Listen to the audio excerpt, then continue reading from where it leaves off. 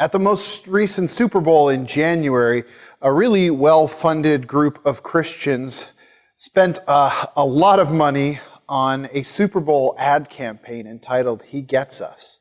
It was really trying to show how Jesus can relate to people's circumstances, especially when those people are marginalized people. Now, I don't actually have any problems with the contents of the ads themselves.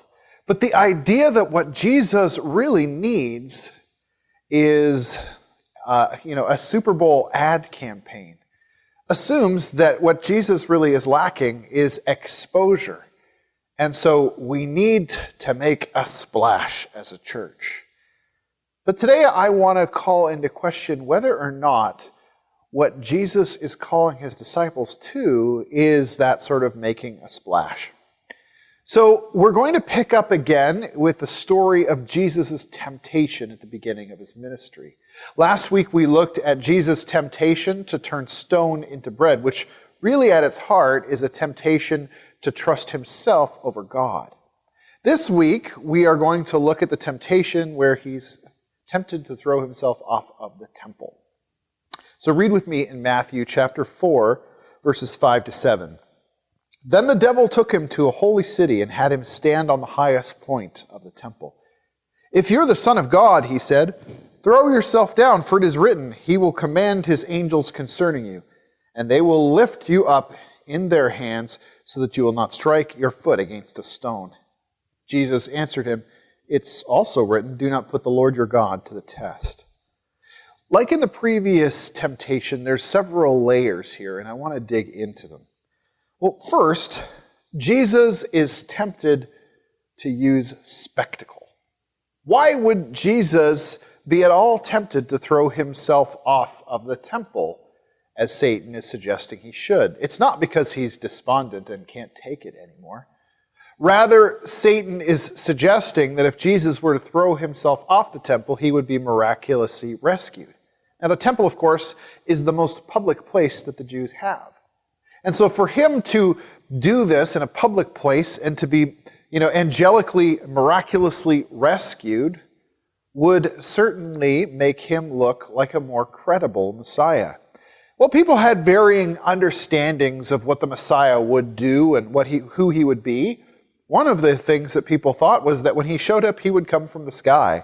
And in this kind of case, Jesus would. Suddenly they'd be seeing somebody falling out of the sky who gets rescued by some angels. And so he would tick off that box. He would check off his messianic bona fides. But Jesus doesn't want to make a splash. Instead, he reveals himself more subtly. Why is that? I think it has to do with the kind of people that he attracts. You see, Jesus shows enough clues about his identity that a person who really wants to know can figure it out. But not so many clues that a person not interested in knowing is forced to acknowledge that he's the Messiah. As a result, he attracts the kind of people who actually really do want to follow God, and rather than opportunists. And we see this in the church. For the first several hundred years of the history of the church, it was deeply costly to become a Christian. And so the church tended to attract people who really wanted to follow Jesus' teaching. But in the 4th century, when the church goes from being an illegal sect to being legalized to being the official religion of the Roman Empire, Christianity stops merely attracting those who really want to follow Jesus and begins to attract those who see the church as an opportunity for their personal advancement. So the early church's testimony was that in spite of its weakness as a group of people that didn't wield political power, God was able to accomplish a lot through them. And so we see God's power at work in the weak church. We see that through the weakness of the body, God's strength is made apparent. Paul writes about this idea.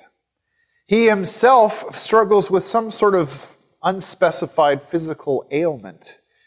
And he thinks that this is inappropriate for a person in his position. But God challenges him to think differently about his own weaknesses. He changes his orientation on what Paul thinks about his own weaknesses. And so to the Corinthians, he writes this: 3 times I pleaded with the Lord to take it, the physical ailment, away from me. But he said to me, my grace is sufficient for you, for my power is made perfect in weakness. Therefore I will boast all the more gladly about my weaknesses, so that Christ's power may rest on me. That is why, for Christ's sake, I delight in weakness, in insults, in hardships, in persecutions, in difficulties. For when I'm weak, then I am strong. Just a side note, when Paul says that he delights in weaknesses, he's not talking about moral weakness, the inability to do the right thing. He's talking about a position of weakness, where we're not rich or powerful. So Jesus' saving acts show God's power more clearly because his followers have no position of authority. And Jesus himself is not remarkable. Well, at least in a way. Jesus, of course, is remarkable in the sense that he has this amazing ability to speak and he has authority, but he's not remarkable in the sense that he's not well connected. He's not rich. He doesn't have the right education. And yet, because he's able to accomplish these things in spite of those disadvantages, God's power is more clearly seen in him. So the problem then isn't that God needs a new media strategy. But as the church, we tend to emulate people who are strong. We like our heroes of the faith to be people who are recognized in the broader community. People who have gifts for organizational leadership. People who have intense charisma. But you see, Jesus shows us a different way. A way in which our needing to make a splash isn't so much the important thing as our faithfulness. There's a Monty Python sketch about the painting of the Last Supper by Michelangelo. Now, I realize that the Last Supper was painted by Da Vinci, but I think what this is about is maybe that Da Vinci got the commission after the Pope's dissatisfaction with how Michelangelo painted it. So in this story, the Pope hauls Michelangelo into an audience room and harangues him about this painting of his, The Last Supper. And Michelangelo's interpretation of The Last Supper is quite an event, with kangaroos and jello and a trampoline act and a mariachi band.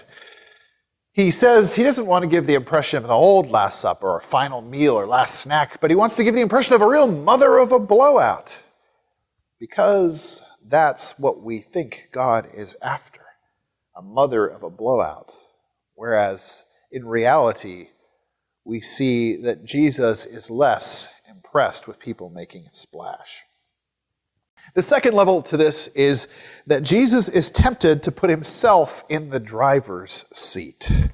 Now, first of all, Satan is quoting from Psalm 91, and I'll read a little bit more of it to put it in context.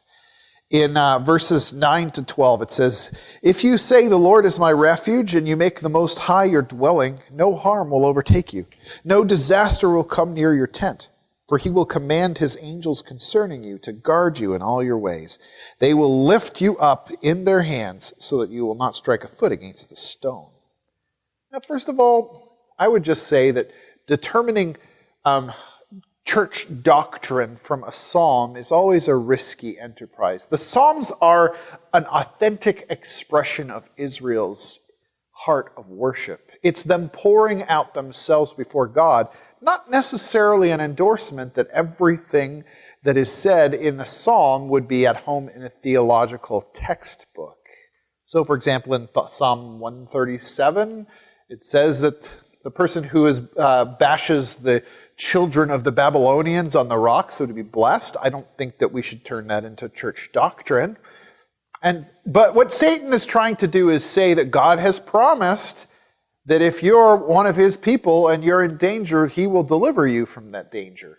Now, it's a problem to try and absolutize that, to say that this is an ironclad promise that God makes to every person at every time, because you need only look at the Old Testament story and see that there are times when faithful followers of God don't meet good ends.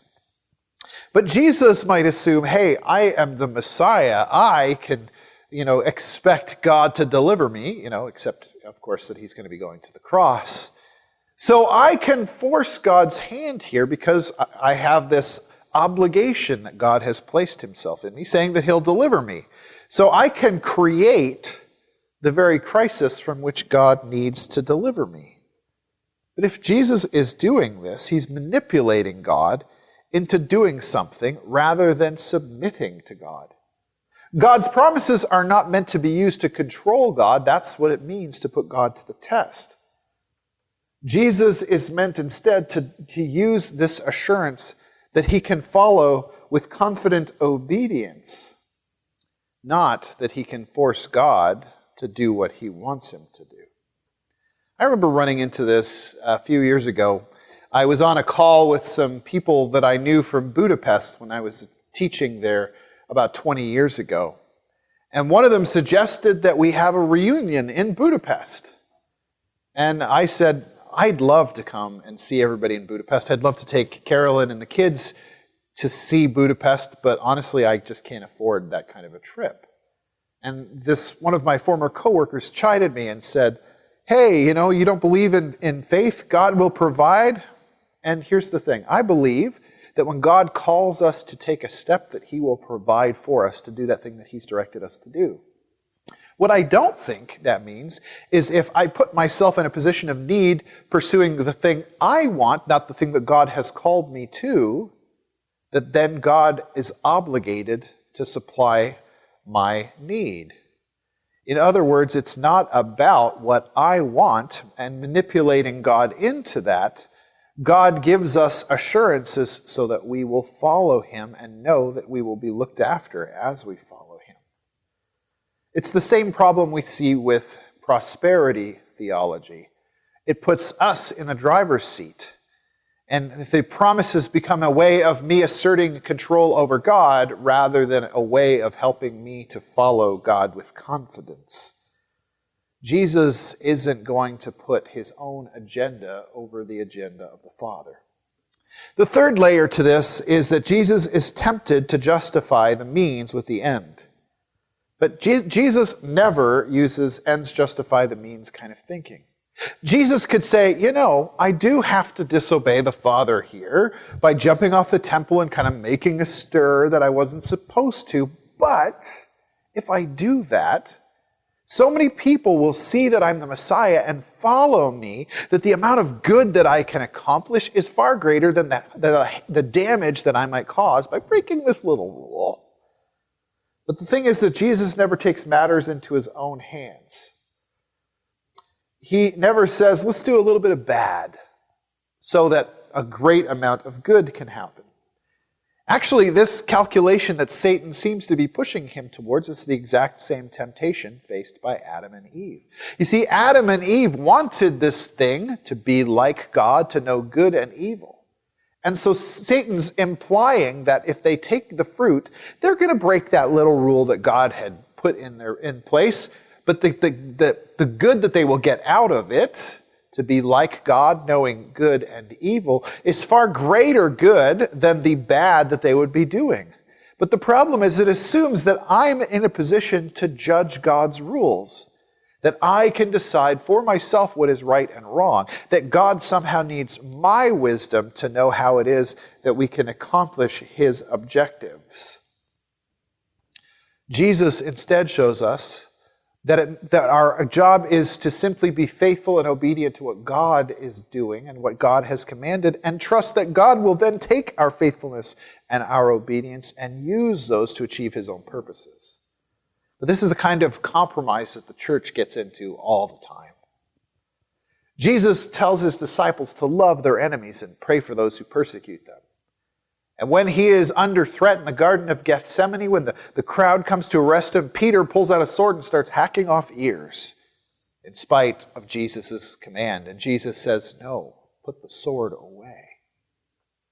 In the Middle Ages, the church felt that Christian ownership and control of the Holy Land was such an important objective that it justified violence against Jews and Muslims.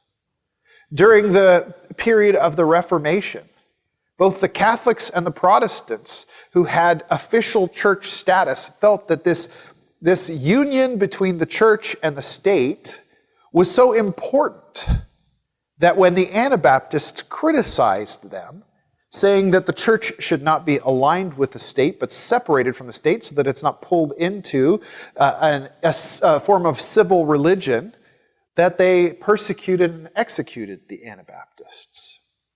And of course, in our own day and age, all sorts of people bearing the label Christian are involved in all sorts of shady political machinations in order to pursue a public policy agenda that they assume is in line with God's desires. We feel like we need to make God's agenda happen. And so if we have to make some compromises in order to do that, we feel that that is justified. But Jesus shows us that God doesn't want us to ignore his directions in order to achieve his purposes. His kingdom comes when we leave that to him and instead concern ourselves with faithfulness. In our media-crazed age, we're especially tempted to make a splash for God. But God's kingdom won't fail to arrive because there aren't enough Christian media influencers or enough partisan political warriors who are willing to do whatever it takes to make sure that the right political agenda happens. God's kingdom will come because God will make it come. But I wonder if it might come at a later date if the church tries to make it come on its own terms. God brings his kingdom. Nowhere in Scripture does it say that it is our responsibility to build or bring about God's kingdom. We are merely invited to enter it or to receive it. And we're called to watch God as he brings his kingdom and to faithfully live following Jesus' example. God has no expectation that we have to make a splash. And that's good news. It takes it off our shoulders. Jesus shows us that this impulse is not wisdom, but is in fact temptation. So relax.